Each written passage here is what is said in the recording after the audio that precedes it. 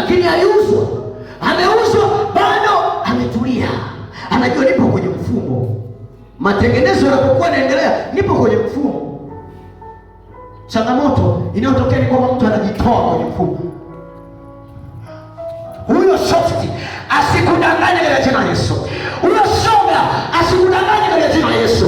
Huyo mama fulani ambaye anasukasuka watu, ukila mama fulani akiingia pale anampa maneno mabaya, anakuharibu katika jina la Yesu. Asikuharibu katika jina la Yesu. Badilisha mfumo, badilisha mfumo. Huo mfumo umeambukizwa. Alafu shetani jinsi alivyo mjanja, anakutengenezea mfumo ambapo hautajua kuwa tayari umehamia kwenye mfumo wake. Yaani unakuwa automatically registered. Ila haujui. Haujui. Yaani haujui. Kwa sababu ukumbuki. Angalia, kanisani unakuja. Si hivyo unakuja. Jamani, si umekuja kanisani. Lakini ukitaka ujue kwa upo kwenye ule mfumo, unajua nini? Angalia ukiwa unarudi nyumbani. Mwingine hapo unampigaga mke wako. Unajua kuna wengine hapa wanaonja kidogo. Mko kama wenzetu wale wa hivi. Kidogo sio dhambi eti. Unaonja.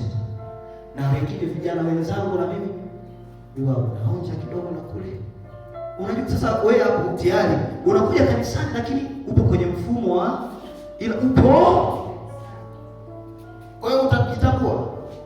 Ujitambui, yani hapo ujitambui. Ukija hapo unanena hadi kwa lugha.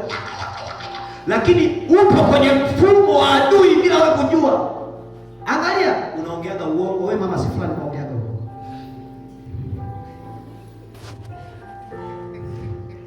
Si unakumbuka? Unakumbuka kwa sababu watu wengine hapa jana tu wameongea uongo.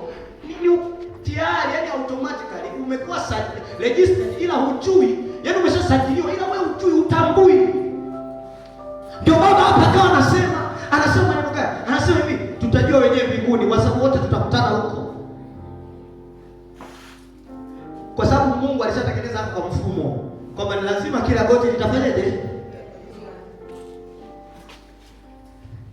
Huyu kijana anaongea nini?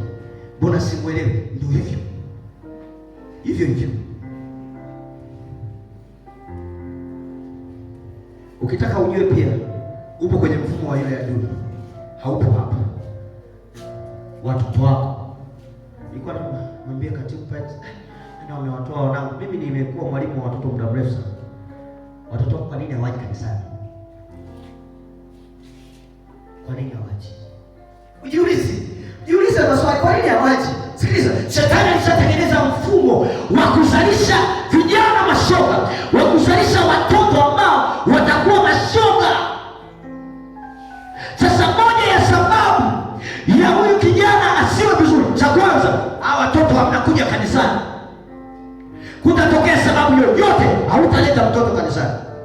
Unamletaje kanisani? Ili apone, afunguliwe, ili aache kuwa shoga. Leo hii tunafurahia hapa, wababa wanafurahia, wanacheka, lakini kuna wababa wanakata viuno. Unacheka unafikiri ni mazuri. Hapana, Mungu mbinguni akiangalia anasema wametoka kwenye mfumo wako. Sijawatoa, ila wenyewe wametoka. Lazima atafutwe mtu ambaye atajitambua ili arudishe kizazi katika mfumo wenyewe ambao Mungu anataka. Sio wanadamu anataka, sio adui shetani anataka. Haijalishi shoga yako na changamoto mama.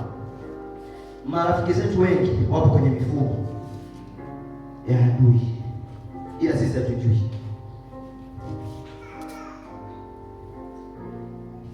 Nikupe sekunde chache.